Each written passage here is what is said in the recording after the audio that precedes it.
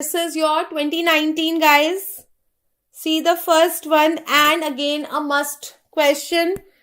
So topic number 13 is your anti-glaucoma drugs. Topic number 13 is the anti-glaucoma drugs. And who will give me the answer? Come on, this is actually the direct question which is always discussed in the classes. Which anti-glaucoma drug causes the ocular hypotension, apnea in the infant? This is your brimonidine. So you have to read all the anti-glaucoma drugs. Brimonidine is causing the neuroprotection. It is the only drug which is neuroprotective drug. So I will not go into the details of the anti-glaucoma drugs because we have to do all the questions, but you have to read the anti-glaucoma drugs. Again, a high yield topic. Okay? All the anti-glaucoma drugs you have to read in this. Timolol, Rocky, Timolol is not the answer. It is actually the brimonidine. Next question again, chemotherapy for the retinoblastoma. So this is your VEC regimen. VEC regimen. Now what is this? V for vincristine, E for etoposide, and C for carboplatin. And always remember, you have to read whole of the retinoblastoma. This is your topic number 14. You cannot escape this. Retinoblastoma has come in 21 also 2 questions. So, leukocoria with Flexner-Winter-Steiner rosettes, mode of spread, the management, the stages, everything is important about retinoblastoma, everything. So, you have to read. This is your topic number 14, retinoblastoma. Yes, VEC, VEX नहीं है, VEC regimen है. और retinoblastoma का read everything, every RE, everything. Okay. So, which of the parameter is decreased in retinitis pigmentosa? This is actually more a topic of physiology, with physiology. So, answer to this question is D. I think this is actually thoroughly covered in the physio, so we'll not be wasting time here. Then, coming to the 4. Now, your next topic. Topic number 15. Acute red eye. You have to read about the acute red eye. Now, all those who have covered the clinical scenarios with me know, when I say acute red eye, you have to read 2 things. Acute anterior uveitis and acute congestive glaucoma. Acute anterior uveitis and acute congestive glaucoma, guys. I hope you are writing these things. Very, very important. Yes. So, what are the drugs used in acute congestive glaucoma? Obviously, when it says acute congestive glaucoma, you will not give atropine because pupil is already dilated. First drug to be given, acetazolamide is the first drug to be given. Pilocarpine is the drug of choice. So, answer to this question will be D. And what is the second drug to be given? Is the IV mannitol. IV mannitol is the second drug to be given. The first drug to be given is the acetazolamide and second drug to be given is the IV mannitol. So your answer will be D. Please read acute anterior uveitis. We have done the difference between acute anterior uveitis and acute congestive glaucoma in so many clinical scenarios also. Yesterday I told you the difference between conjunctival congestion and circumcorneal congestion. एक में pupil will be miotic, in another pupil will be dilated. ठीक है? Look at the age of the patient, gender of the patient, pupil is very important. Pupil of the patient also you have to look up. So you have to read this. ठीक है? You have to read the acute red eye. 15 topics we have covered. ठीक है? Now the next one, 3-year-old child is presenting with the drooping of the upper eyelid. So this person is coming with the congenital ptosis. Palpebral aperture height is 6 mm. ठीक है? Palpebral aperture height is 6 mm. So we have got the severe ptosis here. Along with this severe ptosis with the poor LPS function. So if I have the severe ptosis along with the poor LPS function, what I have to do? I have to do the the frontalis sling operation. The fascinella servate operation is done in cases of the mild ptosis. In the moderate, we do the levator resection, plus if we have severe with the good LPS function. Moderate or severe है along with the good levator function, while in the mild we do the frontalis sling. Very good. In the mild, we do the fascinella servate operation, and in the severe with the poor, we have to do the frontalis sling operation. So here you have to read the ptosis. Your topic number 16. कहाँ चला गया? The topic number 16 is the ptosis. In the eyelids, you have to read the ptosis. This is your topic number 16. Topic number 17 now. Which is the most common ocular finding in myasthenia gravis. So this is actually a systemic condition which you are reading only for few things. So basically here you have to read the ptosis only in cases of the ocular myasthenia gravis. So if you look at the e-Gurukul, I have given you the systemic ocular manifestations of systemic diseases. So here you have to read the ocular manifestations of the systemic diseases. You have to read this topic, ocular manifestations of systemic diseases. And specifically, if I talk about the myasthenia gravis, you have got two tests. Two signs, One is the lid twitch sign that you have to read, and the eye peak sign. So you have to read about these two signs, lid twitch sign and the eye peak sign. Anybody who can tell me what are the muscles involved in this? Yes, very good, very good. So in the lid twitch, it is due to the LPS muscle, and the eye peak sign is due to the orbicularis oculi.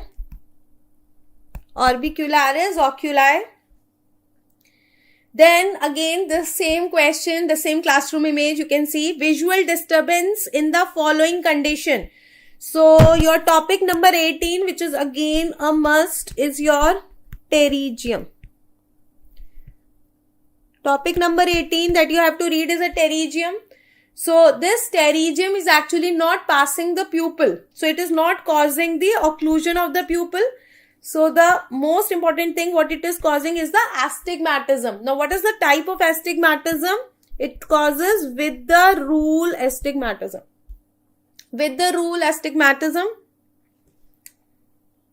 I hope you are noting the topics. Please note. This is topic number 18 and somebody is also preparing the list.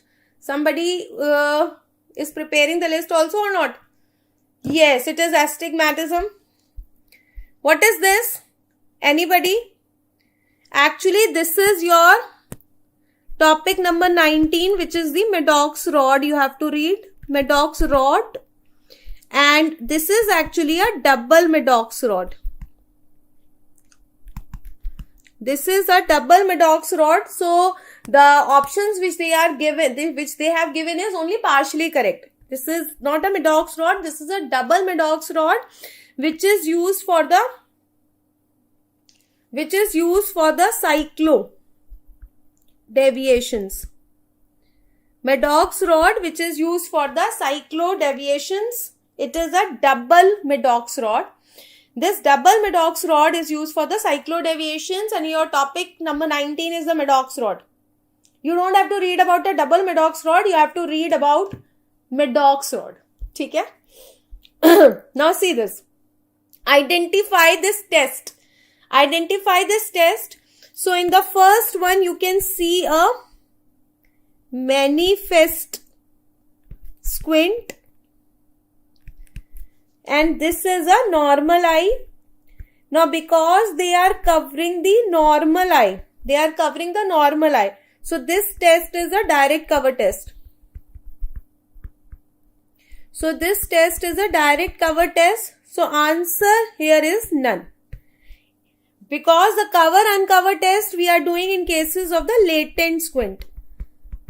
Therefore this is not the latent squint. ठीक है? So answer will be your direct cover test because it is not available in the option. So answer will be none. And this is your topic number 20. Cover uncover test. Topic number 20 is a cover and cover test. Next one, esotropia. Where do you see esotropia, guys?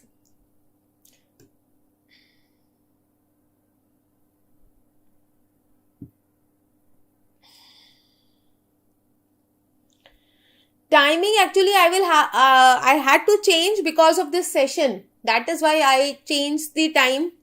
But normally it would be 9 p.m. only. Okay. Esotropia is commonly seen. So esotropia is seen in the hypermetropia. In cases of the myopia, we see the exotropia. Exotropia. Topic number 21. The topic number 21 is the treatment of the comitant squint. The treatment of the comitant squint. This is your topic number 21. Which of the following is an example of compound myopic against the rule? So all of you have read from me, from eGurukul or live app or in the live classes. All of you must have done this question. Please solve it fast. So option number A, we have got 2 diopter sphericals. So 2 here also and 2 here also. And minus 2 we are giving at 180. So it will always be acting at a perpendicular level. So I will add here. So this becomes minus 4 and minus 2. So this is compound myopic astigmatism. But minus 4 is more. So this is with the rule. Then option number 2. Option number 2 mein we have minus 2 here also and minus 2 here also. And minus 1 at 90 degree. So because we are actually giving at 90 vertically, so it will act horizontally. So minus 1 will add here. So this becomes minus 2 and minus 3. So here minus 3 is more. So this is actually compound myopic astigmatism against the rule. So answer is B. Option number C, minus plus 2 here also, plus 2 here also. And then they are saying minus 2 at 90. So it will act here. Plus 2 and minus 2 will cancel. So this becomes plus 2 and 0. So this is simple hypermetropic astigmatism. Because it is plus 2 and 0 here. While the fourth is minus 2 diopter cylindrical. So again only one of the axes is showing. So this is also simple, but because this is minus, so simple myopic astigmatism. Those of you do not know how to solve this question can again look at, because I have given you the explanation of this particular question in a video form at the DBMCI YouTube channel. So you can go and look at this again. Okay? Okay. Then 22. Your topic number 22 is proptosis, because 2020 mein there were 3 questions related to the proptosis. So again it's very very important. Please read about proptosis. Yesterday we have done with the proptosis, guys. Yesterday we had done with the case of proptosis in the children, and the next coming week we will be doing the proptosis in the adult. So everything related to the proptosis will be discussed. Yes, obviously, high degree of myopia only will lead to esotropia, but they have not given you high, so that can also be done. Okay? Yes. The most common cause of proptosis in the adults. So, most common cause of the proptosis in adults, whether it's a male or it's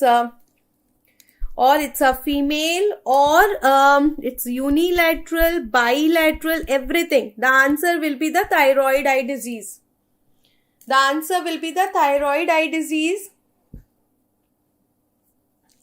Can you tell me the most common cause of the proptosis in children? The most common cause of proptosis in children. If I talk about the children, the most common cause of proptosis in children in unilateral or in bilateral. Unilateral में it is orbital cellulitis. We have done it yesterday. And bilateral में it is the metastasis.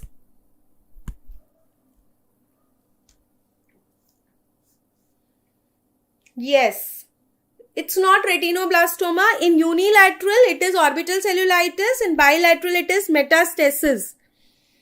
Hyperthyroidism is most common, followed by euthyroidism. Hyperthyroidism, you are getting in about 90%. Euthyroidism, you are getting in 6%. And hypothyroidism, you are getting in 4%. Euthyroidism, you are getting in the 4%. Then your next question, which of the following procedure is actually involving the glaucoma drainage devices? So glaucoma drainage devices actually is done when we have got the fibrosis of the bleb that we create in trabeculectomy. So whenever this filtration bleb gets fibrosed, then we have to insert this glaucoma drainage devices in order to maintain the patency. This is called as Seton surgery.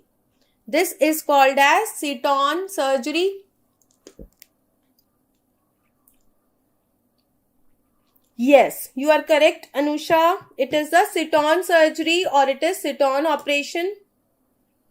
Seton surgery or the Seton operation. Glaucoma drainage devices.